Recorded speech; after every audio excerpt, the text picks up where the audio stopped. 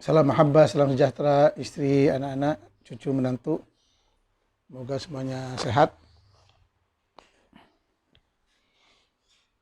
Kita sambung bincang-bincang, ngobrol-ngobrol berkaitan dengan sastra Arab, peradaban Arab, bahasa Arab,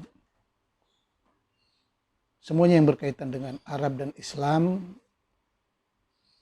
Sebabnya tidak lain dan tidak bukan budaya dan agama Arab begitu pekat hubungannya dengan kehidupan Muslim, terutamanya di Indonesia, di alam Melayu, di Nusantara. Tapi malangnya banyak di antara umat Islam tidak mengenal, bahkan tidak mau tahu tentang asal-usul budaya Arab, asal-usul budaya Islam. Ini yang selalu saya ulang-ulang, perkataan ini, walaupun sebagian ayat selalu kita baca dalam surah Yasin juga. Tajuk utama hari ini tentang al-lahajat al-arabiyah, dialek-dialek Arab. Al-lahajat al-arabiyah, dialek-dialek Arab, lughat-lughat Arab. Ada lahajat Arabiyah qadimah dengan lahajat Arabiyah hadithah. Dialek Arab klasik dan dialek Arab modern. Sebelum itu mari kita ingat kembali beberapa ayat tentang asal-usul Islam seperti dalam Al-Quran. Litunzira qauman ma unzira aba'uhum fahum ghafilun laqad haqqal qawlu ala aktsarihim fahum la yu'minun. Nabi Muhammad diutus kepada kaumnya Quraisy yang belum ada rasul sebelumnya, dan kebanyakan Quraisy menentang Islam, menolak Islam, bahkan mengusir umat Islam. Ini sejarah.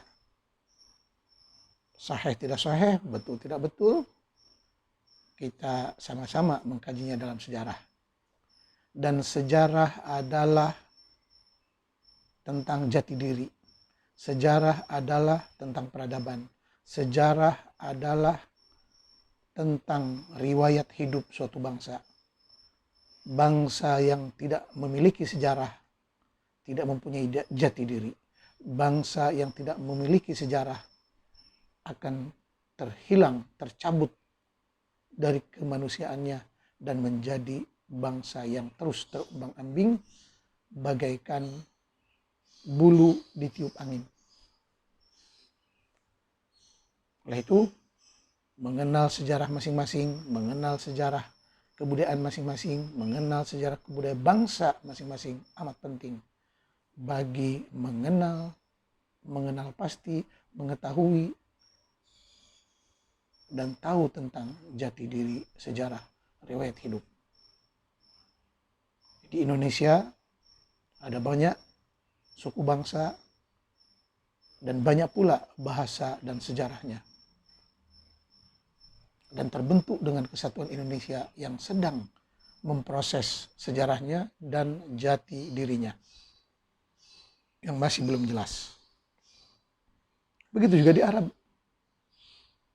Kita telah bercerita panjang tentang sejarah bangsa Arab dari zaman sebelum Islam, awal Islam, Umawi, Abbasi dan seterusnya, yang mana bangsa ini terus berubah. Kadang di atas, kadang di bawah, kadang memerintah, kadang diperintah, kadang menindas, kadang ditindas. Sesuai dengan lumrah kehidupan manusia. Saling memakan, saling menghantam, saling bersaing antara satu dengan yang lain. Dan kita ini sebagai manusia tidak jauh berbeda dengan mujtama' hayawani, masyarakat binatang. Bahkan kita hari ini secara sadar dengan tidak sadar terus memakan kambing, memakan ayam, memakan sapi dan segala makanan. Kita makan semuanya tanpa memikirkan masa depan ayam, masa depan kambing, masa depan binatang-binatang yang lain. Itulah manusia. di samping makan secara manusia, juga membunuh sama manusia. Kalau dulu membunuh secara fisikal, hari ini membunuh secara abstrak. Menafikan haknya, menindas, menzalimi, mencuri, memusnahkan citra sebangsa manusia. Itulah pembunuhan karakter.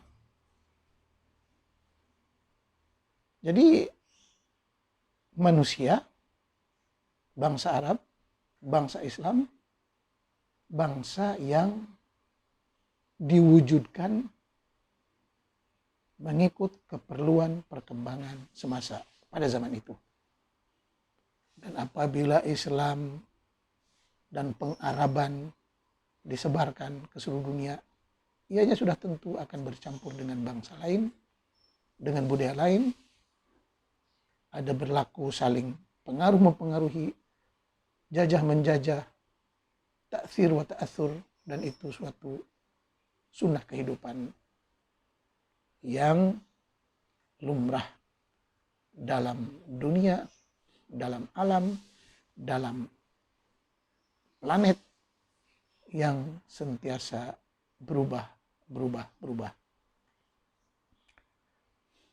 Jadi gitu.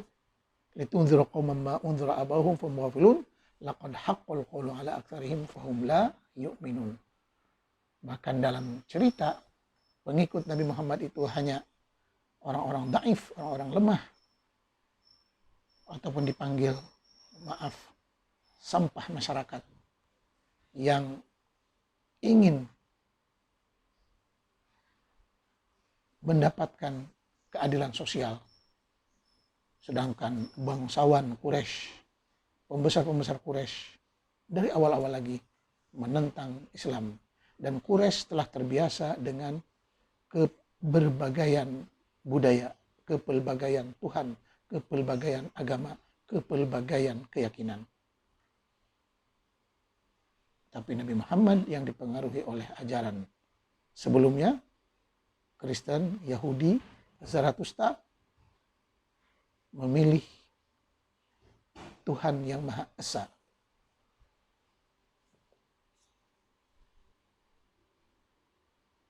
Wa ma arsalna min rasulin illa bilisani qaumihi. Allah tidak mengutus rasul melainkan dengan bahasa kaumnya. Liyubayyina lahum, supaya jelas. Maka Nabi Muhammad diutus kepada kabilah Quraisy dengan bahasa Arab Quraisy untuk memperjelas ajarannya. Fa yudhillullahu may yasha wa yahdi may yasha. Hidayah dan dhalalah adalah dari Tuhan. Petunjuk dan kesesatan adalah dari Allah. Lakum dinukum waliyadin, la ikraha fid din, faman syaa'a falyu'min wa man syaa'a falyakfur. Bahkan ada ayat yang lebih jelas, lasta alaihim bimusaitir. Muhammad tidak perlu menguasai mereka. Ma anta alaihim biwakil. Maka Muhammad tidak perlu menjamin mereka. Itu taraf Nabi. Bagaimana dengan taraf-taraf yang bukan Nabi, yang lebih rendah dari Nabi, yang selalu membuat onar, membuat penindasan, membuat kezaliman, memaksa orang, menyerang, mengganggu atas nama Tuhan, atas nama agama. Ini karena mangsa kebodohan dan pemahaman yang salah. Mari kita sama-sama mengenal sejarah kebudayaan bangsa Arab, bangsa Islam, yang merupakan umat pertama menerima ajaran Islam.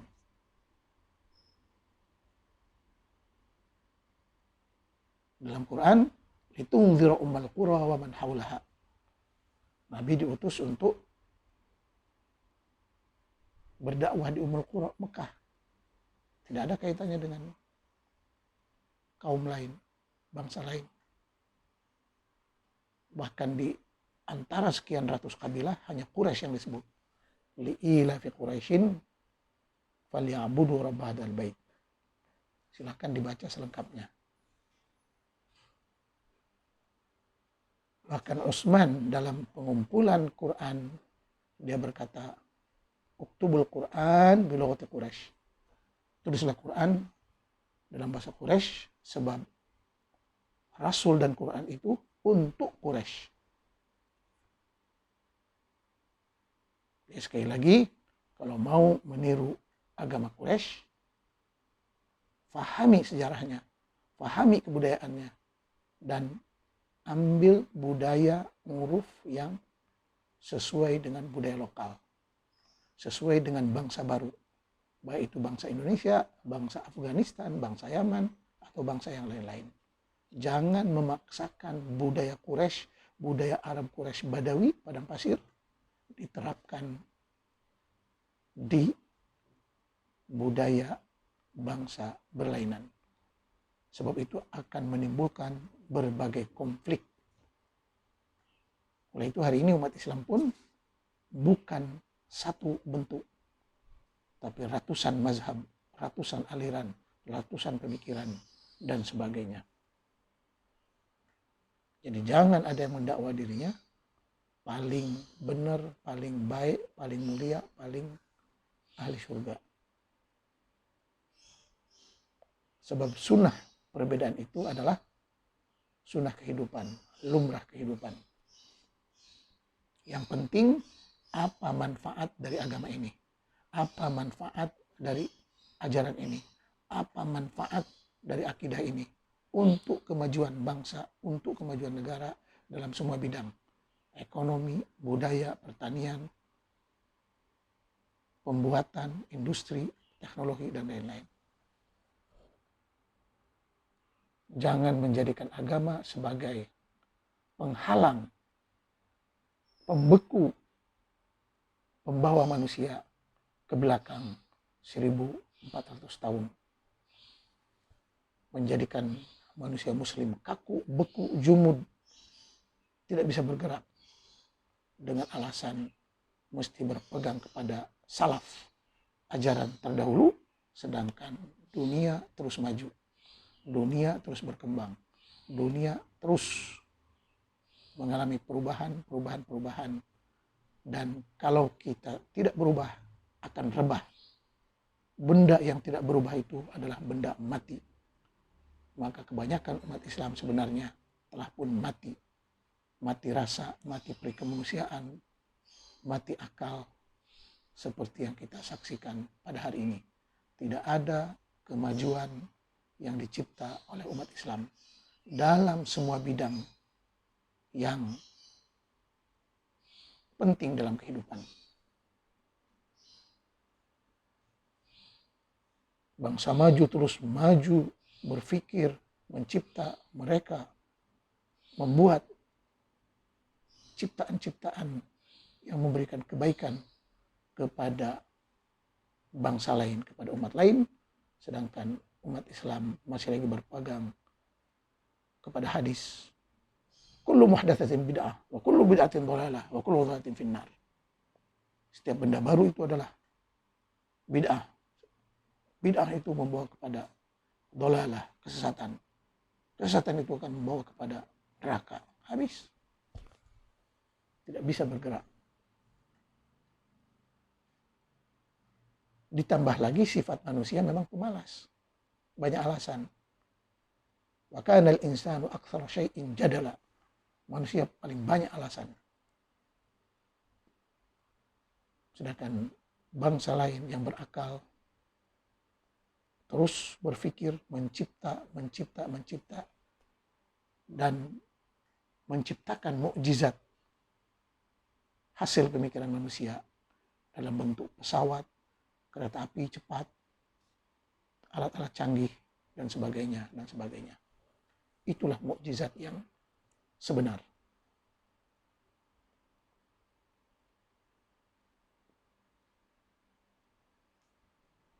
Dan saya selalu mengulang, memperingatkan. Jadi bagaimana nasib umat yang tidak mempunyai nabi? Disebut dalam Quran. Wa ma kunna mu'adzibina hatta nab'atha rasula. umat yang tidak mempunyai nabi, umat yang tidak mempunyai rasul akan terselamat, tidak akan disiksa. Jadi untuk apa kita sibuk-sibuk, terhege-hege, terus bergelut memperdebatkan agama, sedangkan tiketnya begitu mudah. Wa ma kunna mu'adzibina hatta nab'atsa rasula. Allah tidak akan menyiksa umat yang tidak mempunyai rasul. Kenapa kita malah mau disiksa dengan menyibuk tentang ajaran rasul yang bukan dari bangsamu sendiri? Bahkan ayat lain mengatakan, wa ma arsalna fi qaryatin min nabiyyin illa wa akhadna ahlaha bil ba'sa'i wad dharra. Setiap kali kami utus rasul atau nabi kepada satu umat, satu qaryah, satu negeri, maka di situ akan ditimpa bala bencana. Kita saksikan hari ini, semua umat yang setia dengan ajaran rasulnya, baik Yahudi, baik Kristen, baik yang lain-lain, terus ditimpa bencana, peperangan, konflik, perseteruan, permusuhan, saling bunuh, saling sembelih antara satu dengan yang lain atas nama agama. Sedangkan bangsa yang tidak berpolemik dengan agama, tidak memperdebatkan agama, bahkan meninggalkan agama dan fokus kepada ilmu pengetahuan, meninggalkan agama untuk jadi amalan individu saja, dan fokus kepada ilmu pengetahuan, pendidikan, penelitian, bangsa ini terus maju, cemerlang, gemilang. Di dunia gembira, dan kehidupan seterusnya pun akan gembira, sesuai dengan janji ayat. Wa man kana fi hadhihi a'ma fa huwa fil akhirati a'ma. Kalau di dunia saja buta, di akhirat pun akan jadi buta. Kalau di dunia saja tertindas miskin, di akhirat pun tertindas miskin.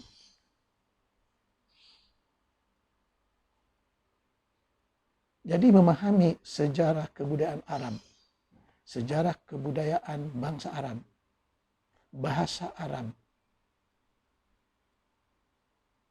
tata budaya Arab, tata tertib Arab, peradaban Arab, sejarah uruf Arab, wajib diketahui oleh seluruh umat Islam kalau mau menjadi muslim yang faham, yang arif, yang tahu tentang usulul Islam.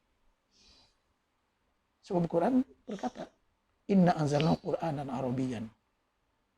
Kami turunkan Al-Quran dalam bahasa Arab, mengikut kebudayaan Arab, mengikut sejarah kebudayaan Arab. Bahasa itu jiwa bangsa. Begitu juga dengan ayat lain, wa kadzalika anzalnahu hukman arabiyyan. Begitulah kami turunkan Quran dengan hukum hakam Arab, hukum hakam uruf bangsa Arab. Termasuk pakai sorban, pakai jilbab, pakai niqab, pakai burqa, itu budaya Arab yang dijadikan agama. Makanya kita perlu memahami fiqhul adat wa fiqhul ibadat. Membedakan antara budaya Arab dengan ajaran agama yang sebenar. Yang mana ini amat rumit. Bahkan ada kaitannya dengan tajuk kita hari ini, Al-Lahajat Al-Arabiyah. Jadi bahasa Arab itu dulu pun mempunyai berbagai lahajat, berbagai dialek, slang. Contoh, saya orang Sunda, ada Sunda Banten, ada Sunda Tangerang, ada Sunda Karawang, ada Sunda Cianjur, ada Sunda Sukabumi, ada Sunda Tasik, ada Sunda Bandung, ada Sunda Bogor. Berbagai-bagai dialek Sunda. Belum lagi dengan bangsa Sunda itu sendiri. Perlu ada kajian yang lebih detail. Ada Sunda Tulen, ada Sunda Acukan, Sunda campur Padang, Sunda campur Cina, Sunda Batak, Sunda Bugis, Sunda Makassar, Sunda Aceh, Sunda Pakistan, Sunda India, Sunda Arab, dan sebagainya, dan sebagainya, dan sebagainya. Begitu juga dengan suku Jawa, Jawa Timur, Jawa Tengah, dengan berbagai sukunya. Belum lagi Jawa-Jawa yang mengelilingi orang Sunda. Begitu juga dengan bangsanya yang bercampur, Sunda Jawa. Ini semuanya percampuran-percampuran, perubahan-perubahan yang perlu dikaji untuk menentukan jati diri dan mempersatukan bangsa sehingga bisa berjalan seiring untuk membangun peradaban, untuk membangun aktivitas kehidupan dalam semua bidang. Tanpa ada satu nation, tanpa ada satu bangsa, agak susah membangun peradaban yang jelas. Begitu juga di Aceh. Begitu juga di Aceh, di Padang. Bukan satu bangsa. Ada Padang Pariaman, ada Padang itu, Padang ini. Aceh juga begitu. Aceh Pidi, Aceh Besar. Jadi jangan ada yang mengaku-ngaku seolah satu bangsa itu satu. Kita masih perlu membentuk kesatuan bangsa dan bahasa. Dan kalau mau diperbesar lagi sebagai bangsa Indonesia, yang di dalamnya beribu-ribu bahasa, dialek, bangsa yang mempunyai cita rasa jati diri yang berbeda. Nah, sebab itu membentuk satu bangsa itu tidak mudah. Dan mesti melibatkan pakar-pakar, pemikir-pemikir, berbagai bidang. Bidang sastra, psikologi, ilmu kejiwaan, ilmu kemasyarakatan, ilmu-ilmu yang lain. Ayo bekerja sama dalam membentuk jati diri yang jelas. Hari ini semua bisa buka channel. Di samping pendidikan yang resmi di sekolah-sekolah dan juga di universitas, perguruan tinggi, perlu ada sumbangan dari para cendekiawan, real cendekiawan, cendekiawan yang asli, yang bertauliah, yang mempunyai kualifikasi akademik yang jelas, S1, S2, S3 yang jelas, dalam bidang-bidang yang jelas, untuk sama-sama memberikan kesadaran, kebangkitan, pemikiran demi menciptakan satu bangsa yang bersatu padu, berkasih sayang, hidup aman damai, dan tidak dipecah belah oleh agama-agama pendatang, ajaran-ajaran pendatang, ajaran-ajaran penjajah yang memecah belah peradaban, kesatuan, kebudayaan bangsa Indonesia. Dan ini tidak mudah.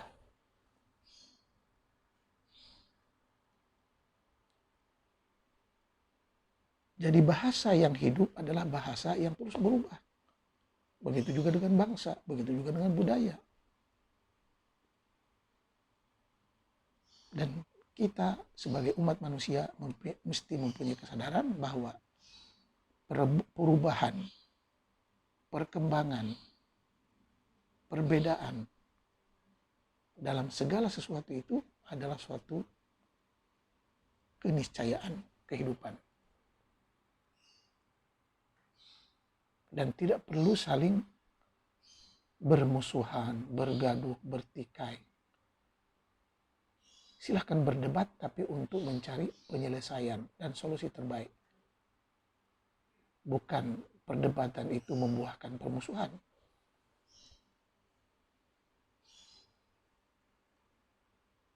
Kembali kepada cerita dialek Arab.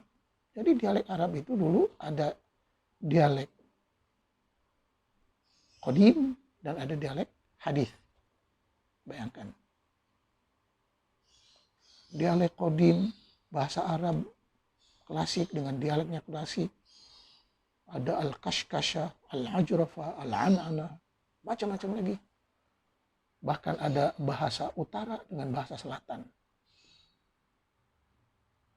Kata orang utara, orang Hijaz, bahasa selatan itu bukan bahasa kami. Dialeknya pun tidak serupa dengan dialek kami. Yang mana selatan itu Himyar, Sabah, Yaman, dan lain-lain. Orang Arab Utara berkata demikian. Silahkan rujuk kepada kata-kata Abu Amr bin Ala, Imam Al-Udaba, Abu Amr ibn Ala. Dia berkata, ma lughatu himyar bulghatina wala lisanuhum bilisanina. Bahasa mereka tidak sama dengan bahasa kami di utara. Jadi Arab Utara dan Arab Selatan pun, Yaman dengan Utara Hijaz, tidak sama. Dan itu wajar. Jangan memaksakan. Bahkan hari ini, sejarah bangsa Arab yang diambil dari utara, ada Hadarah Asyur, tamadun Asyur, peradaban Asyur, Hadarah Kildan, Hadarah Aram. Itu semuanya tamadun-tamadun Irak, peradaban-peradaban Irak yang bercampur dengan Arab, Parsi, Yunani. Sedangkan Yaman di bawah mengaku-ngaku kamilah asal bangsa Arab. Padahal tidak begitu. Sebab Yaman sendiri yang di bawah itu telah bercampur dengan bahasa Afrika, bangsa India melalui perdagangan. Jadi ini suatu pergerakan bangsa dan budaya yang dinamik. Tidak perlu saling ta'assub. Jadi Arab Selatan dengan Arab Utara berbeda. Kemudian dalam dialek Arab itu sendiri macam-macam dialek. Al-Qadimah, dialek klasik. Bisa rujuk, silahkan dirujuk buku Al-Lahajat Al-Arabiyah Al-Qadimah. Dirasatul Lahajat Al-Arabiyah Al-Qadimah. Kajian dialek Arab klasik. Semua pakar nahwu, shorof, pakar ilmu syariah, undang-undang Islam, pakar dakwah, usuluddin, falsafah, mesti mengetahui tentang Al-Lahajat Al-Arabiyah Al-Qadimah. Bukan hanya memperdebatkan ilmu dakwah, ilmu usuluddin, syariah, dan lain-lain. Sedangkan dia tidak mau tahu tentang sejarah perkembangan bahasa Arab dan budaya Arab. Padahal itu intinya.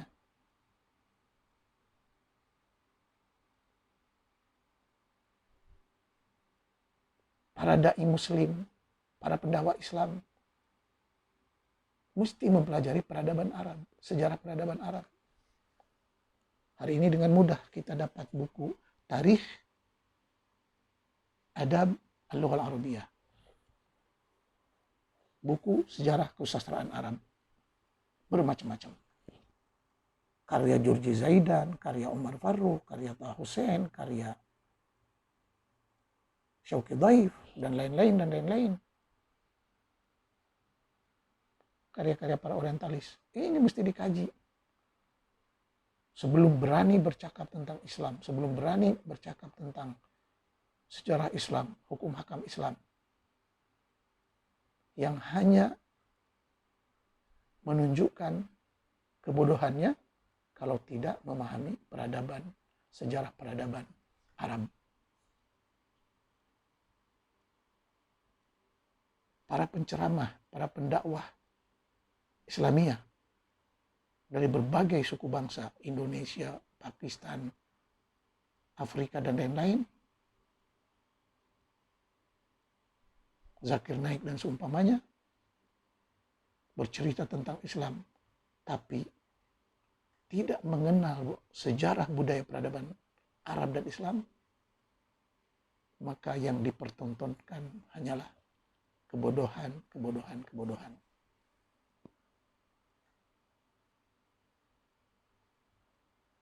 Jadi menyadarkan bangsa Islam ini tidak mudah.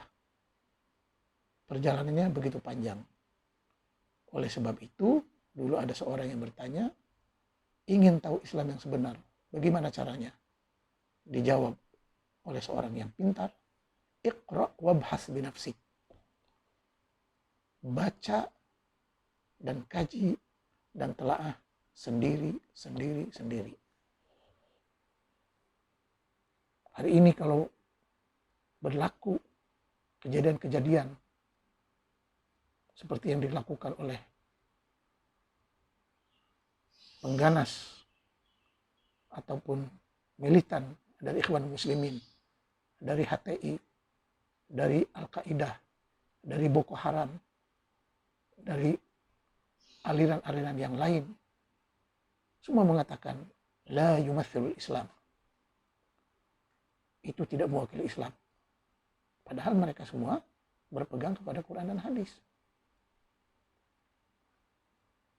Dan mereka juga yang mengamalkan ajaran Islam yang radikal itu mangsa dari kesalahpahaman, dari kebodohan, karena tidak belajar membaca, menelaah sejarah peradaban Arab, sejarah peradaban sastra Arab, kesusastraan Arab, sejarah perkembangan bahasa Arab. Jadi bahasa Arab utara dengan selatan berbeda. Begitu juga dialek-dialek Al-Qadimah, macam-macam. Bisa dilihat dalam buku Al-Lahajat Al-Arabi Al-Qadimah. Bahkan lahajat ini, dialek-dialek ini, telah dipakai dalam penulisan Al-Quran sebelum disatukan oleh Khalifah Utsman. Setiap sahabat yang dari kabilah berlainan ada mushafnya tersendiri. Ada mushaf Abdullah bin Mas'ud, mushaf Abu Musa al-Asy'ari, mushaf Abdullah bin Ka'ab, mushaf Ibnu Abbas, mushaf Ali bin Abi Thalib. Bahkan katanya ada 30 mushaf. Sebelum disatukan oleh Khalifah Utsman menjadi satu mushaf dengan bahasa Quraisy. Dan silahkan rujuk Kitab Al-Masahif. Kitab Al-Masahif.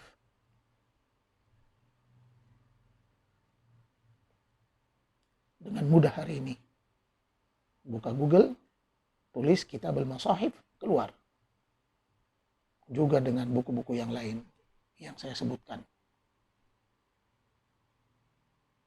Dengan mudah, tulis awal ayat Quran, dilengkapkan. Dan tertera berbagai tafsirnya. Tulis awal hadis, akan dilengkapkan oleh Google dengan berbagai syarahannya. Ini yang dikatakan nikmat ilmu pengetahuan, mukjizat ilmu pengetahuan mukjizat kecanggihan teknologi yang perlu disyukuri dan berterima kasih pada mereka-mereka yang menciptakannya, yang telah membawa pencerahan dan membongkar ulama-ulama ulama-ulama pendusta, ulama-ulama pembohong, ulama-ulama yang menyebarkan kebohongan, kebodohan kepada umat manusia. Tapi malangnya masih ada juga manusia-manusia yang mau dibodohi. Terserah. Saya di sini hanya berkongsi pengalaman untuk pencerahan, untuk pencerdasan bagi yang mau hidup cerdas, berakal, dan berlogika sehat. Sebab dunia ini, kekuasaan dunia ini, kekayaan dunia ini hanya dikuasai oleh orang-orang yang berguna, oleh orang-orang yang bermanfaat, oleh orang-orang yang pandai, yang bisa mengelolanya. Sesuai dengan ayat, wa annal arda yarithuha ibadiyas salihun. Bumi ini Allah wariskan kepada hambanya yang bermanfaat, kepada manusia yang soleh, kepada manusia yang pandai mengolah kekayaan bumi ini. Dan tidak ada yang berkuasa dalam dunia ini melainkan orang-orang yang kuat. Tidak ada yang berkuasa dalam dunia ini melainkan orang-orang yang kuat. Al-baqa'u lil aqwa. Sedangkan orang bodoh, orang miskin yang mau dibodohi terus tertindas. Jadi silahkan Anda pilih mau menjadi bangsa maju atau bangsa yang bodoh. Mau menjadi bangsa yang pintar atau mau menjadi bangsa yang terus dibohongi. Sedangkan hari ini semuanya ada HP dan boleh mencari data-data ini dengan mudah.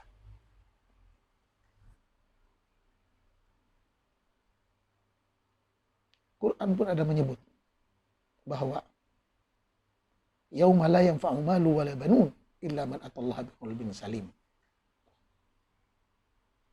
Pada hari kiamat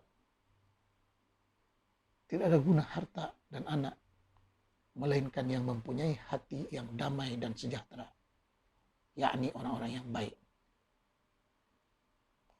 Wa kulluhum atihi yaumal qiyamati farda. Baca ayat ini betul-betul.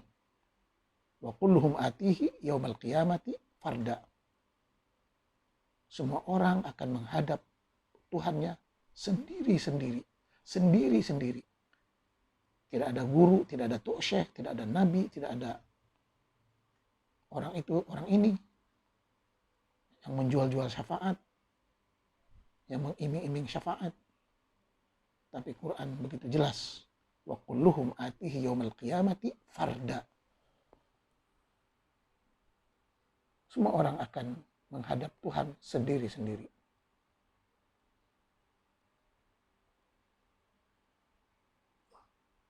Jadi, bukalah minda, bukalah akal sehat untuk mendapatkan kebenaran, ilmu, cahaya, kebebasan. Sebab yang tidak punya ilmu itu akan terus menjadi hamba yang tertindas, yang ditindas, yang dibohongi. Tapi ilmulah yang memerdekakan diri Anda. Adakah kita mau berilmu atau tidak berilmu?